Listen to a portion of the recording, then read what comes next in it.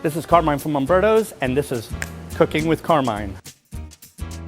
I am joined here today by my good friend Gene, and today we're going to be making the long-awaited Stromboli.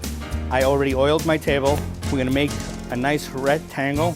We're going to take 2 pieces of ham, 2 pieces of American, 2 pieces of salami, 2 pieces of provolone, pepperoni. And then we're going to sprinkle the mozzarella. We're going to take the top part and we're going to go half. Push down the sides. Then you're going to take the other half. So you're going to lightly lay it to the middle. And again, you're going to push. Now what I do is I walk the air out of it. We're going to take these forks and you're going to mark the edges. A couple across the back, and you're going to flip it over, and you're going to make those marks again. You're going to put 4 holes through.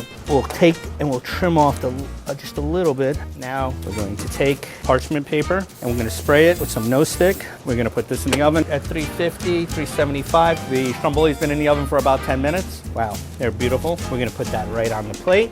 Some sauce. Bon appetit. Bon appetit.